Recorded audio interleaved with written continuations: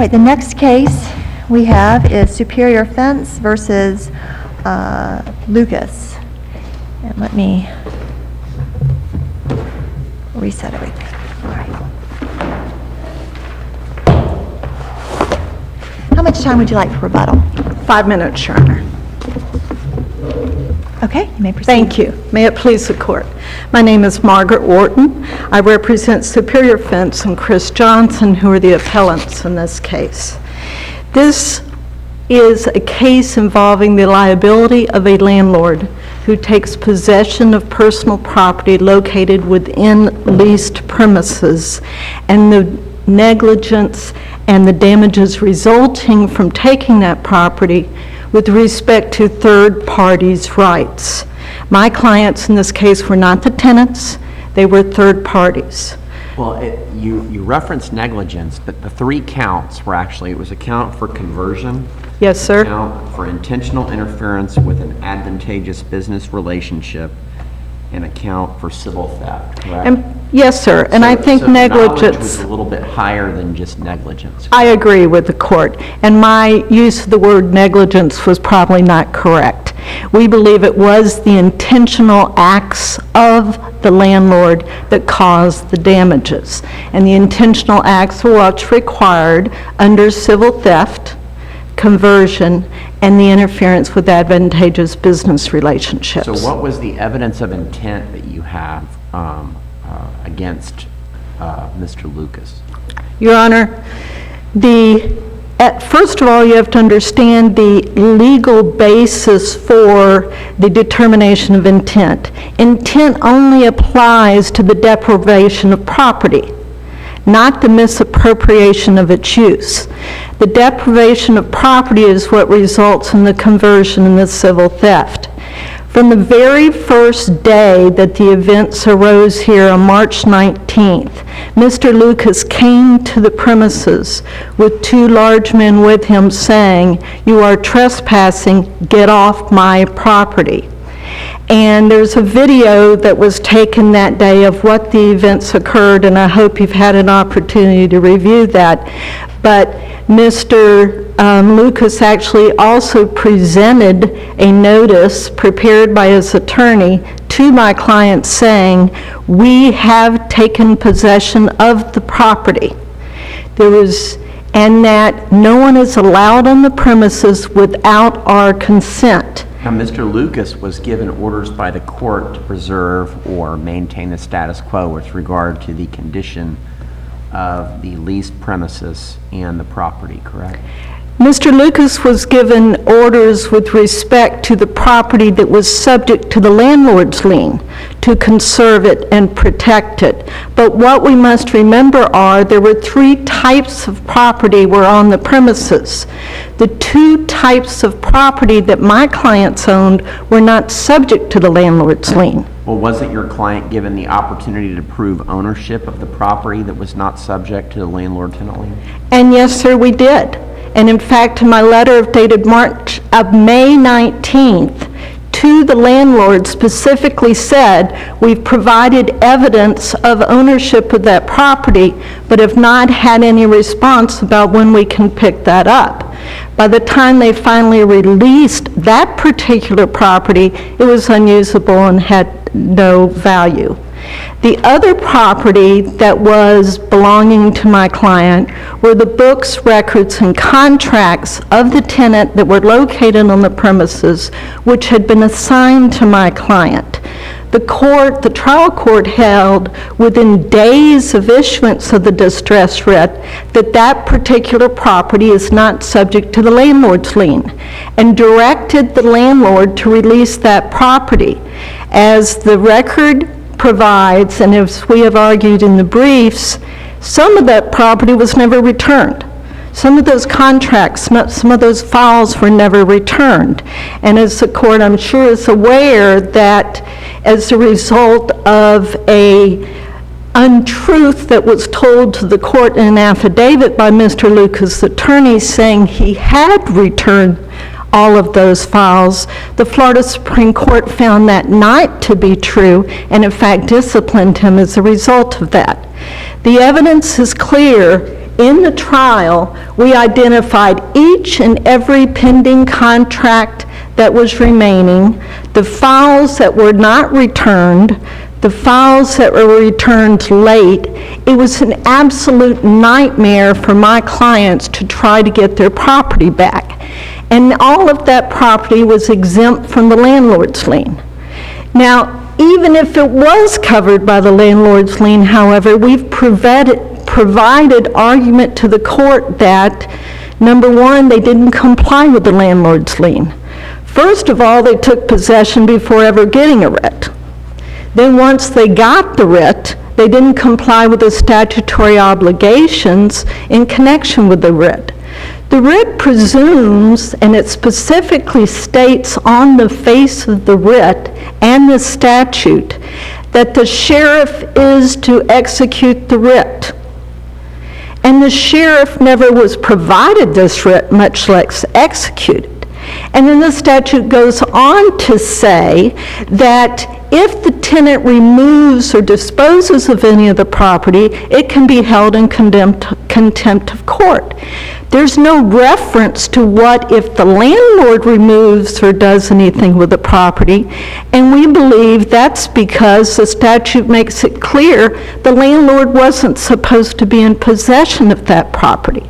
The property was supposed to be in the possession and control of the sheriff, who was to hold it and maintain the status quo until the final hearing, whether there is a determination of whether a levy should be made for satisfaction of any judgment owed. It is our position, Your Honors, that the trial court misconstrued the law with respect to our particular causes of action. For example, civil theft. The only intent necessary, as we've just discussed, is to temporarily or permanently deprive the owner of a right to that property or a benefit therefrom. From the very first day he came on the premises and said, "Get off, you're trespassing." And the other... But your client didn't have a lease, was not a tenant of that property. Your Honor, my client presented, when he got on the premises, an authorization from the tenant to act as agent for the tenant.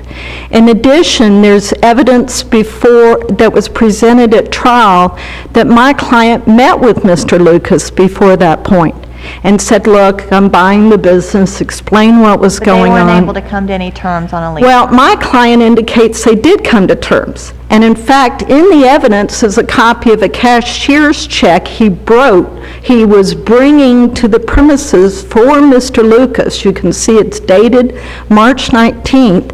Cashier's check for the $4,000 plus sales tax, because he and Mr. Lucas had several telephone conversations about his occupying the premises to the rest of the month. There was no lease signed by Mr. Lucas and Mr. Johnson, correct? There was no lease signed, but my... There was no sublease from the then existing tenant and Mr. Johnson, correct?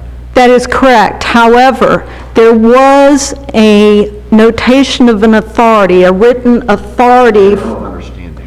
No, sir. There's also a memo. There was a notation of authority that was signed by Mr. Lehman that was presented to them on March 19th. Is this the document that the Lucases believed was not authentic because Mr. Lehman's name was spelled incorrectly? Yes, ma'am, and you'll... Would that be reasonable not to think that was authentic if... Well, except that they talked to Mr. Lehman on the telephone that day. And in fact, after everybody left the premises, Mr. Head, who was Mr. Lucas' attorney, emailed to Mr. Lehman a note saying, "You need to either revoke the authority of Chris Johnson to act on your behalf, or we're going to hold your files hostage." So this quote, I really wonder if that authority was correct or not, is nothing but a red herring when immediately thereafter, within hours thereafter, you demand that it be revoked. We believe that the intent that the trial court misunderstood was to appropriate the property to his own use, the landlord's own use, and to make money off of it. As you recall, the final judgment of the trial court is, looks like something happened here and that my clients incurred damages. Appropriated the items to the landlord's use. I guess the position you're taking is that by allowing or permitting the tenants that were then in the property to use the property, that inured to any financial benefit to the landlord. Is that what you're saying? Because there was no evidence that the landlord actually used the products that were within the lease space for financial gain directly to the landlord, correct? There was no evidence that the landlord made money off what was happening inside the premises while the premises were under his exclusive ownership and control. Well, Now, that was the entire time that the case is being litigated. It was under the landlord's control. Is that what that's the position you're taking? Yes, So sir. the financial benefit didn't apply directly or wasn't realized directly by the landlord. You're just saying by reason of using the property, the tenant was able to receive income which was then paid to the landlord in form of some sort of rent, correct? I would like to correct, I believe, one part of your statement involved in that question. You say that the landlord, there was no proof the landlord benefited by the tenant's operation of a business. The people that were occupying the premises were not tenants. The people that were occupying the premises, as Mr. Head said, were employed by the landlord to secure the property. And in fact, he continues to have a case for past due rent against Nation's Fence and Mr. Lehman. In his notice, he specifically says that the landlord is taking possession. And in fact, he represented to the court and in letters to us, and I believe the letter from Mr. Head to me is dated the next day, March 20th, because as you may recall, on March 19th, when all this occurred, we immediately sent letters to both the landlord and his attorney saying, you gave me a case number for a pending case. There is no pending case. Landlord doesn't have a right to just lock up premises because a tenant hasn't paid rent. And we're letting you know we're very concerned that the former employees that you have allowed to continue to occupy the premises may be using our books and records because, as also in the record, there's actually a notice. They formed a corporation known as Nation's Fence Deck and Rail, used all the supplies, the order forms, the fax machines, the telephone number of the tenant, and continued to operate a fencing business using their supplies. We notified them that very day on March 19th, we anticipate this is going to take place, and we need you to secure our property. The response from the landlord's attorney is, we can get anybody we want to in there to secure our property. You don't have any say in this. There was never... There was also the other case involving the unpaid rent.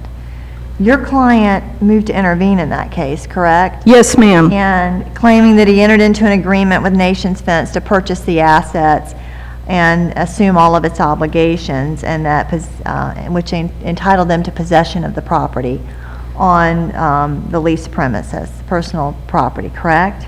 They assumed... A real party in interest with respect to that property. Yes, ma'am. And that was, the motion to intervene was denied, and this court affirmed that denial on appeal. The trial court didn't want to get the case too complicated. He wanted it to be maintained as a simple landlord-tenant matter.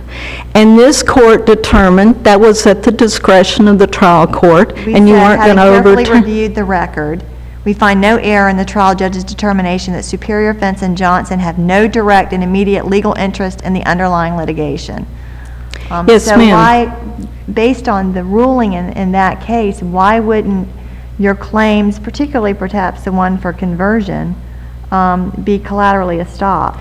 Because the property that is subject to the damages in our particular case were not property that was subject to the landlord's lien. Again, the property that we had were the books and records that the trial court had already determined that needed to be released and directed the landlord to be released. And then it was the actual personal property of my clients which had been delivered to the premises, and third parties' property is also not covered by the landlord's lien. So did we have a direct cause of action with respect to the enforcement of the landlord's lien? What the trial court found was the enforcement of the landlord's lien in the property that was subject to the landlord's lien does not directly affect my client. So he was keeping it as a landlord-tenant situation. We had filed a counterclaim for conversion and theft and so forth, and the court didn't want to complicate the commercial landlord-tenant case. I understood this court's position is that whether the court wants to allow us to intervene in that case to allege our damages for conversion, civil theft, and so forth, he didn't want it complicated in there. That we had to file a separate action for those particular purposes, and that this court upheld the trial court's discretion in making that determination. The trial court, in his order, again found that there were substantial damages suffered by my clients. However, the basis for the court's ruling that my clients were not entitled to prevail were exactly what you brought up, is that we did not show that the landlord personally benefited by the activities and made money off of it. Now, the problem we have with that, Your Honor, is... There was no knowledge that I believe the trial court found, correct? And we believe that that was against the manifest weight of the evidence. That was the trial court's finding. Was Absolutely. lack of knowledge. You are correct. But that is to deny the 13 written pieces of communication to the landlord that said, this is going on, please take steps to stop it, beginning the very first day when he ousted everyone, to deny that there was evidence that the landlord, who had an office next door, actually came to the premises, saw what was going on, is to deny that his attorney, Coco Head, there was evidence that he was on the premises on a number of occasions. You are into your rebuttal time. Just want to let you know you're way into it. I will let it go. Save it? Okay. Thank you very much.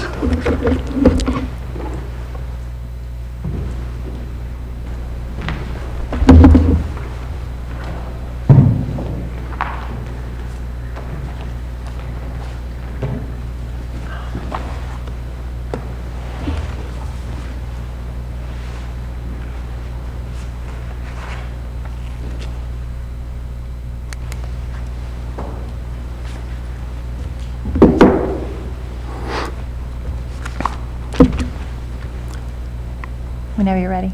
John Stiefel Jr., Your Honor.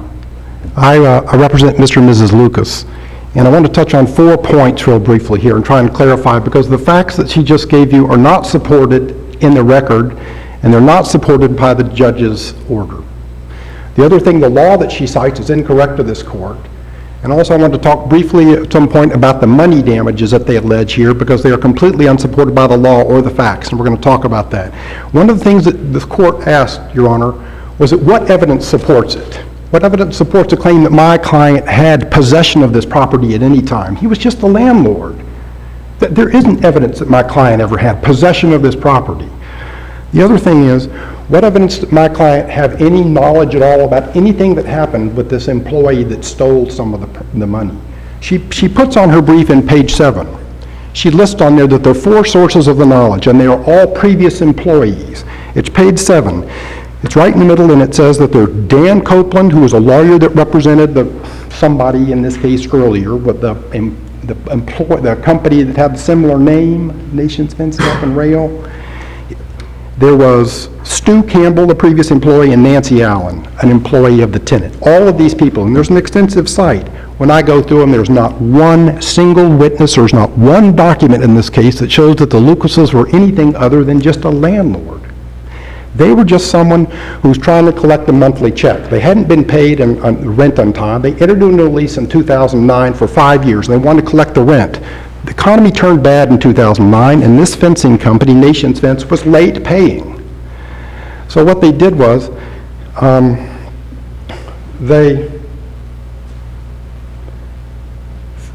the tenant at that time, Nations Fence, we just wanted to collect our rent, was negotiating with 3 people. It was negotiating with one of the managers that they had. They were also negotiating with Chris Johnson, who's brought all of these lawsuits in this case. So he's negotiating with all these people. Coco had the previous lawyer, forms a corporation for this company that's Nations Fence Deck and Rail that has a similar name earlier, and they start actually negotiating. But things begin to get serious in March. Chris Johnson comes up to the premises. He sends his employee up because he's a competitor, Chris Johnson of Superior Fence. He sends up an employee, Randy Jefferson, on the 9th and 10th, because the economy was bad. There's no doubt the employees weren't being paid. They didn't have inventory. They didn't have equipment to do the jobs that they already had under contract. And one of their big contracts was Home Depot. But they lost it because they weren't doing the jobs on time. So Chris Johnson sends somebody up, and the guy looks at it and he goes, "Hey, yeah, this is in the trial." And he orders materials, he meets with the employees, he offers to hire the employees starting on March 10th. Remember, we've got about 10 days till we get to the fireworks day on March 19th. So he comes up on March 10th, he negotiates with everybody, and then the materials arrive. The materials arrive, and they are installed at a job called Felix. So we know where the materials went that they're subject to this case. There's a civil theft claim, conversion, everything else, and the letter they attach deals with the $25,000 worth of stuff in this instant case. That will change, though, by the time we get to the trial in this case. But we know where that went. It was installed on a different job. So then... Is that part of the record on appeal? Yes, Your Honor. In fact, everything is on the record on appeal. The case took 3 days. She took 2.5 of it to try. There's thousands of pages and 12 specific, I think there's a dozen witnesses in this case.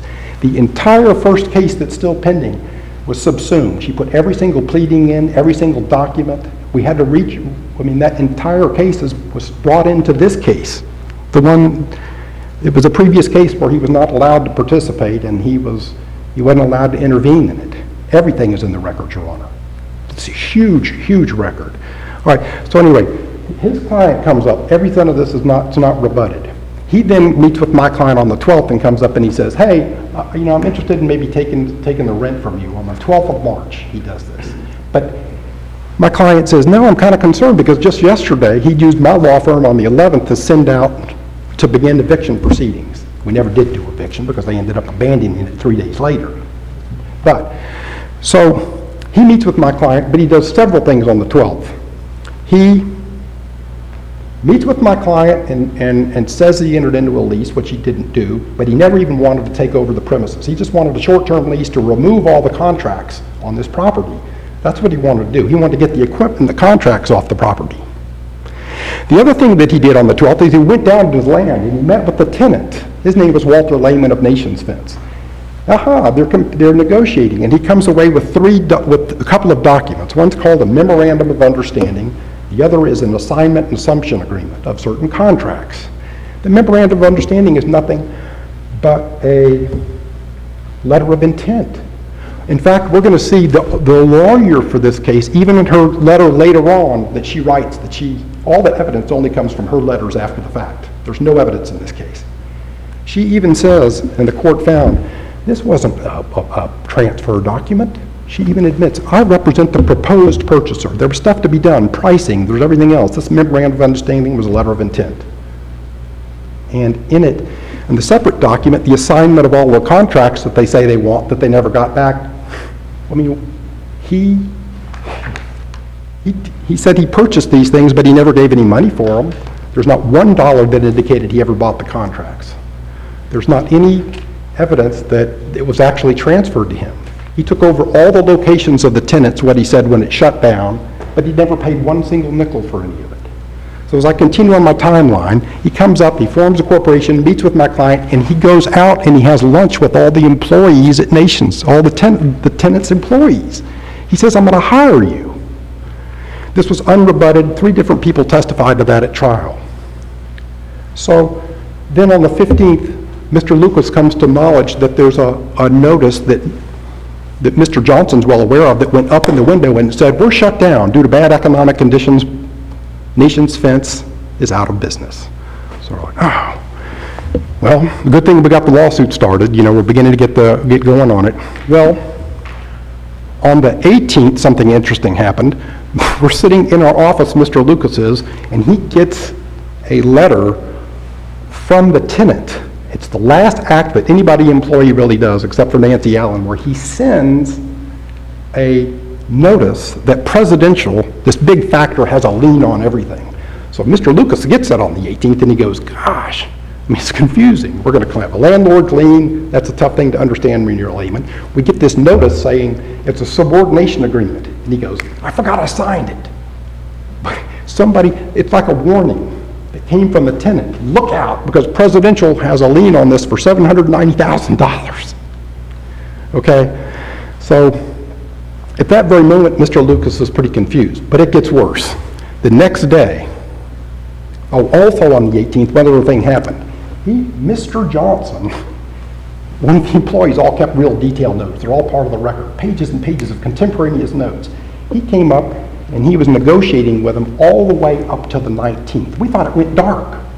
The tenant, Mr. Lucas, is incapable of operating the business.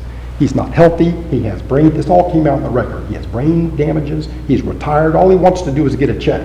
That's all he wanted to do. He'd never been in the fence business. He didn't get $1 from this case, anything. And we're subject to this lawsuit's been huge because it subsumed every single document in the other one.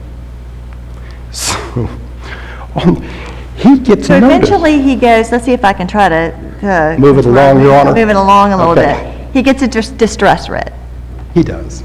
Okay. He gets a distress writ, but he follows the law. He immediately files a lawsuit on the 19th, right after this filming episode, where we end up telling, it's an important day, Your Honor, on the 19th. We tell him he can't come in because he doesn't have a bill of sale. We don't know who he is. The day before, we'd gotten something from Presidential, and we know that we have a landlord's lien. So he tells him, you can't go in there. You can't take stuff. And interestingly enough, he testified to the judge, and I'll read it. He said, I wasn't even coming up to get anything. Well, how can he be harmed if he wasn't even coming up? He's just telling us he was coming up. He knew the day before that none of the employees were going to work with him on the 18th. He comes up on the 19th filming. On that same day, Nancy Allen is sent up from the tenant. She's up to get the books and records, and she's... Let me ask you this. After the distress writ was issued and the trial court gave them an opportunity to prove ownership of any of the property, did counsel indicated that they proved ownership? Was there any bill of sale, anything presented that would prove that the Johnsons owned any of the property on the premises? No, Your Honor, just the one thing that we talked about before, and that was the assignment and assumption agreement that had every contract on it that they had done. It was an assignment agreement, but the problem was they didn't even own that. Presidential had a lien for $790,000. He didn't own it. He didn't have the right to collect that money. And he testified, oh, I didn't care. He told the employees, just keep the checks. The important thing is that we are just trying to balance two different things. We were trying to balance our rights as a landlord with legal advice under Chapter 8305, and that says you can't take possession. Was there any evidence that Mr. Lucas or the Lucases knew that Deck and Rail was performing business on the leased premises? Not one piece of evidence indicates that they knew that they were operating, Your Honor. Okay, was there any evidence that Lucas was aware that Deck and Rail was using any of the Johnson's equipment while on the leased premises? No, Your Honor. Was there any lease documented via a signed contract or sublease between Mr. Johnson and the Lucases? No, Your Honor. And Their memorandum, the assumption, the assignment documentation incorporates by reference that there's going to be further documents that are going to be executed to formalize this understanding, this agreement between them. So if you read the MOA, or the MOU, if you read the assignment assumption documents, you would think there's going to be further, in the near future, I think it said, right? There's going to be further documentation, it's going to be. that's right, Your Honor, and it never happens, and also there's no indication that any money was ever paid to the tenant. There's no indication that he paid anything, and on top of that, when the letters started flowing, the only evidence here is when counsel gets involved on the 19th to start writing all these letters. The first letter she writes, to your point, Your Honor, is that in the very first letter we ever get these flowing letters, it says, as you know, I represent Chris Johnson, Superior Fence. What's the date of this letter? It's the date of the fireworks, Your Honor, March 19th, 2009, of the proposed purchaser. The proposed purchaser. And that's important because the documents were signed a week later on March 12th. So, Is there any indication that Mr. Lucas did anything other than act in, and I'll ask counsel the same question, acted in any way other than in accordance with the court order that he received?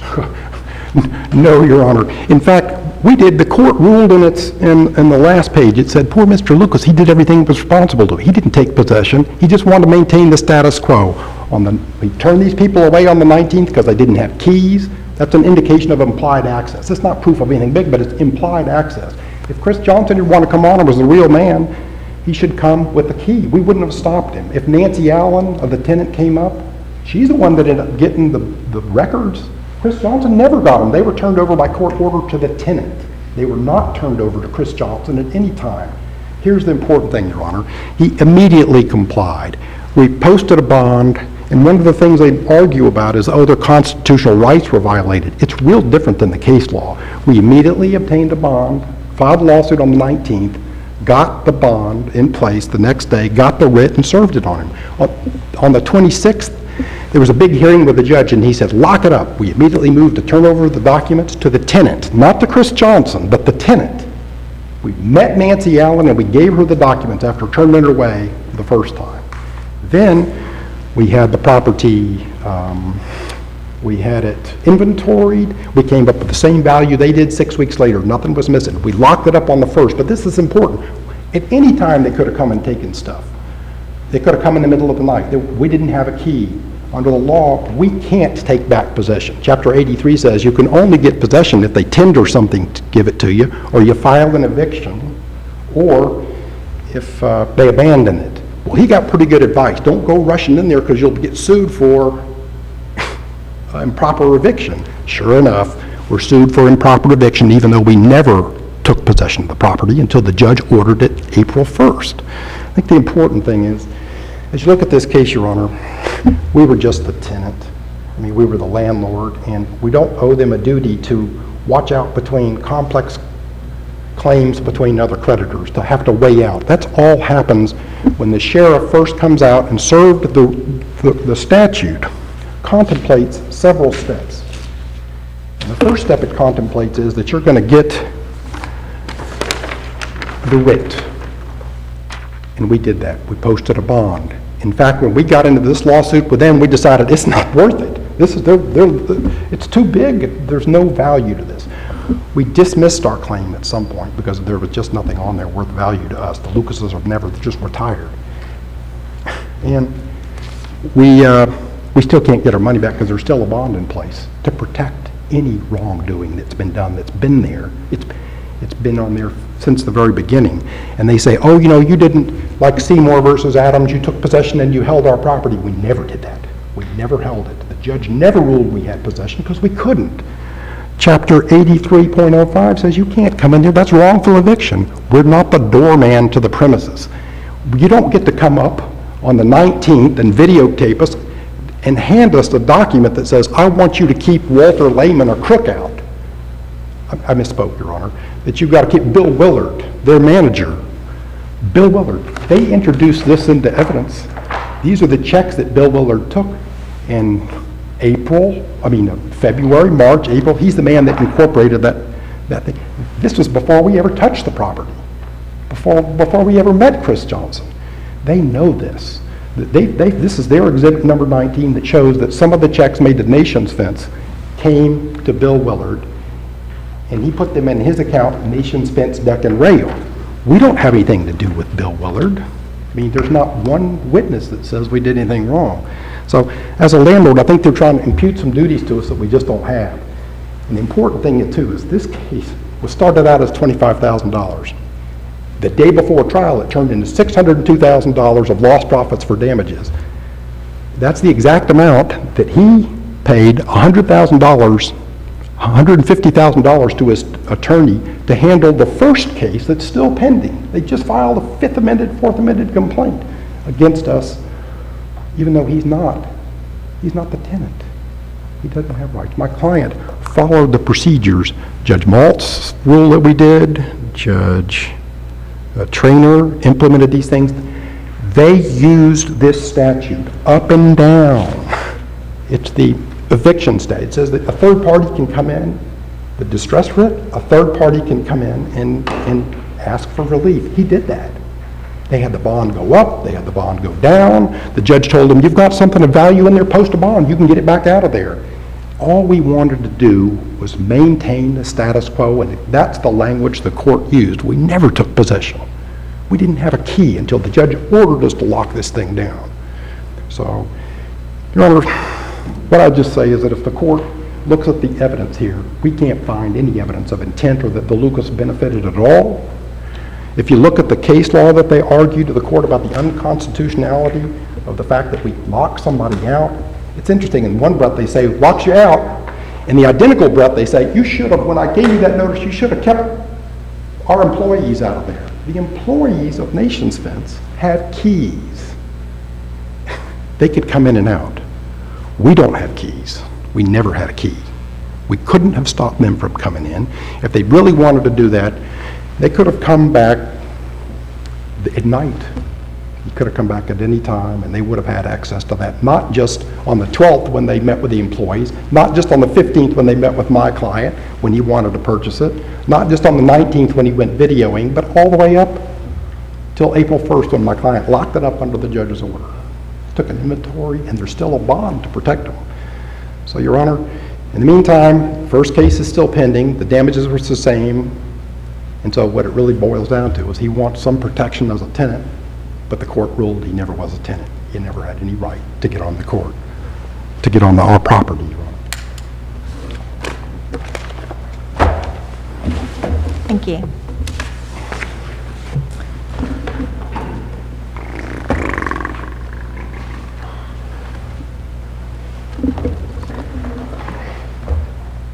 About 2 minutes. Thank you. Your Honor, first of all, I want to address the documentation regarding the transaction. In addition to the MOI, there was an assignment of contracts. The assignment of contracts was present. It was not contingent on any further action. The buyer and the seller, the two parties to the transaction testified the transaction had taken place. The only thing remaining to be determined was what the value of the personal property was on the premises that Mr. Johnson was supposed to pay to Nations Fence. Number two is the opposing completely ignores the fact that the landlord took possession of these premises without a distress writ and locked members of the tenant out. As you remember, Nancy Allen. Johnson was not a tenant. Nancy Allen was there. She was the comptroller of the tenant. The landlord knew her to be the comptroller of the tenant, and he refused to allow her to come in to get her property. But she's not Mr. Johnson. She is not Mr. Johnson. And Mr. Johnson was not a tenant. They were not able to work anything out. He has no right to be in the property. Your Honor, if the court proceeds down this road, then what it's holding then is a landlord can determine what business invitees can come into a tenant's premises. Well, there was a notice placed on that the business had ceased. They were not paid. They get the lien on, that there's a lien on the property that's in there. They get notice of a lien. They go to the court, they get a distress writ, they put up a bond, and then they abide by the court's orders. Your Honor, abiding by the court's orders, keeping the property secure. We go to the analogy of what a purpose of a distress writ is to maintain the status quo. And the court found that all that the evidence showed was that the Lucases were doing nothing more than trying to maintain the status quo. This court did, the court's action and the landlord-tenant action did not find that. But And in that's fact, what there is a record in the court found in this proceeding. The circuit court in this proceeding did find the status quo.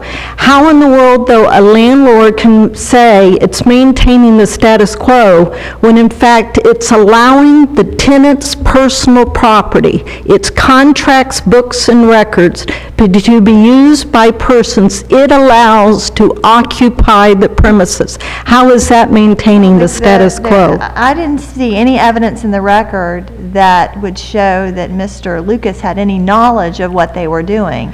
Yeah. It's not his business. I mean, Your Honor, there's 13 letters to him.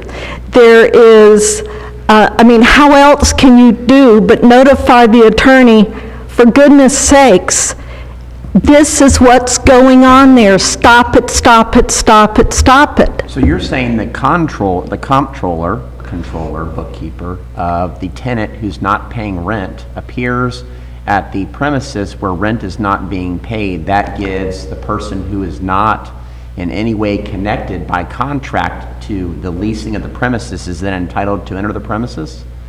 I believe the landlord has no right to deny anybody access to the premises. Even though they haven't paid on the rent, and that's exactly what the litigation is all about. Nobody's paying the landlord, correct? If you look at Seymour versus Adams and the old case of Van Hoos, those particular cases say, landlord, you cannot take over premises. You must abide by the statutory provisions, and they did not do that.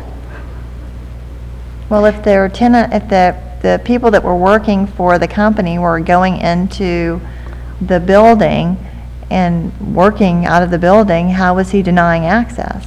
Because, Your Honor, he's picking and choosing. He's saying, yes, you can go in, but you cannot go in. He would not let the Mr. comptroller, Johnson's not a tenant. he would not let the comptroller in, though. And, the comptroller's not a party to this litigation. Mr. Johnson is claiming that he was not allowed access. He was not a tenant. He was not entitled to access to that property. And Your to Honor- the extent he put any of his property on there, when he didn't have a lease agreement, he does that to his own detriment. Your Honor, the statutory process on distress for writ specifically provides if a third party's property is on premises, upon proof of ownership, they're entitled to possession. We provided copies of invoices. They did not give us possession of that property. That is all in the record. All right, thank you, out of time.